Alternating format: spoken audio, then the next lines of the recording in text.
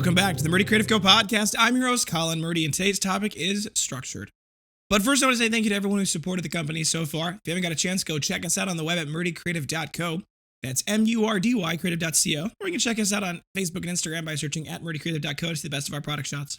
Follow us, keep up to date with our daily photos, and be the first one to know about new product launches. You can also use the subscribe button at the bottom of our website to be included in all of our new product announcements. Be sure to check out our laser engraving, personalization options, and exclusive colors on the website, or you can get a blank one on Amazon Prime. So, with the changes that we've been making with the strategic plan and with working on delegating all of the tasks and responsibilities, and I've got my own, one of the elements that we've done, because a lot of the tasks themselves do have multiple people involved, was as I was going through each of the task lists with my team, if there were multiple people included in a task, for example, myself and Meryl and Anna or whatever, I would actually, in that meeting, schedule some time on the calendar specifically to do that meeting.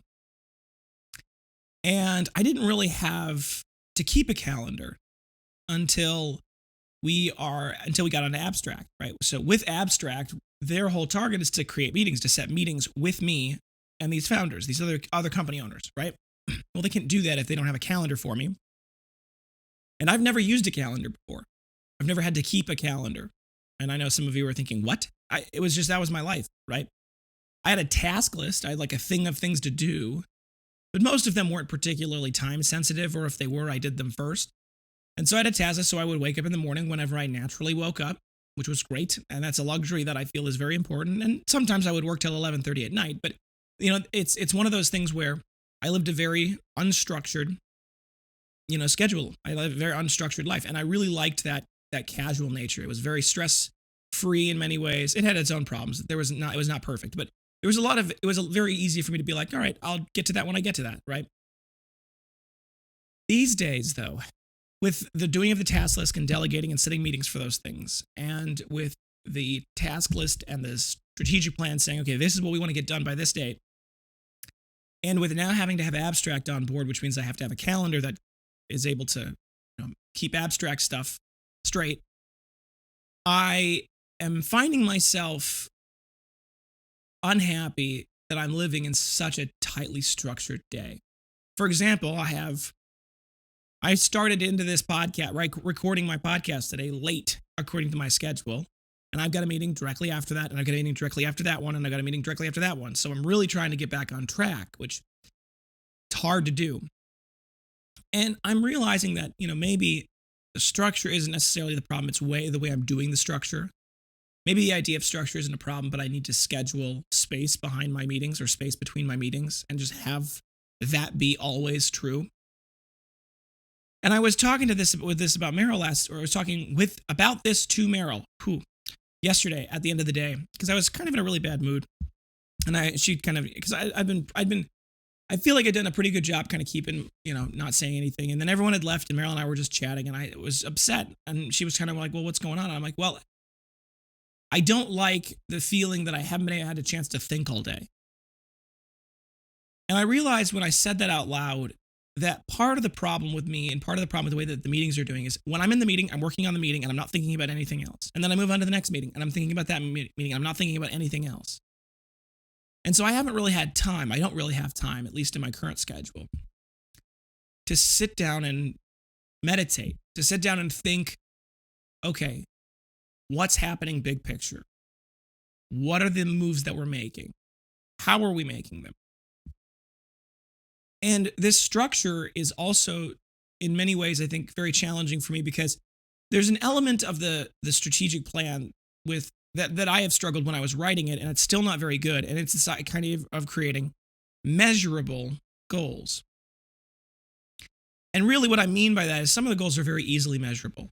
But for example, a lot of the marketing goals, they are more challenging to measure because our data, our reporting isn't good enough on where our traffic comes from to be able to say, okay, this marketing channel led to this sale. So we can't really use sales growth attributed to a specific channel as a good measurement because we don't have good enough data to show that.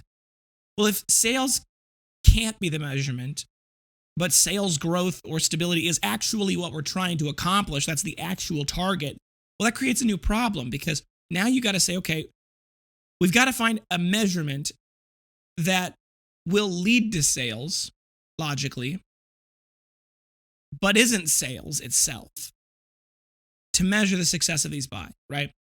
And that kind of structured measurement, that kind of structured analysis, while it's really important, and I know that it's really important, it is definitely uncomfortable for me. It's not really the way I've always done things. And I've talked for a year now, a full year, about making the company more data-driven, and we have become a lot more data-driven.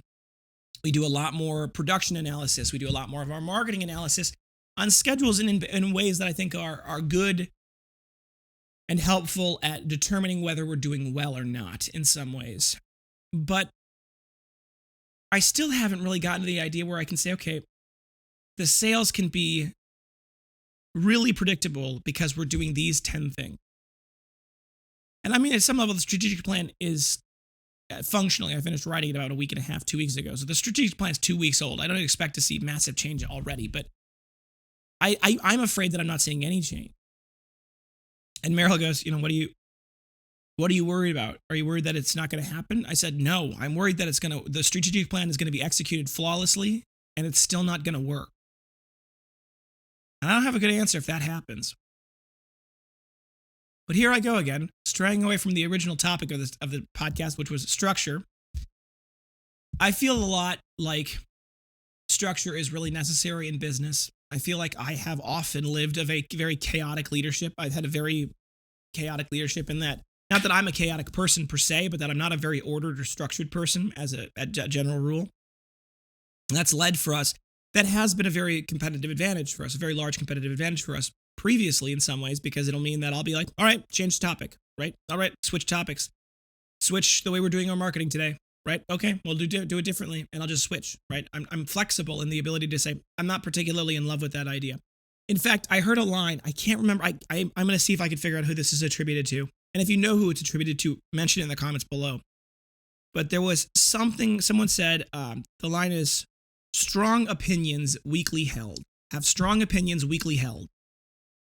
And the idea is, when you're doing something, be very passionate about doing it. Do it really, really, do it really strongly. Do it with a lot of emphasis and a lot of heart and saying, I'm going to do that. That's important.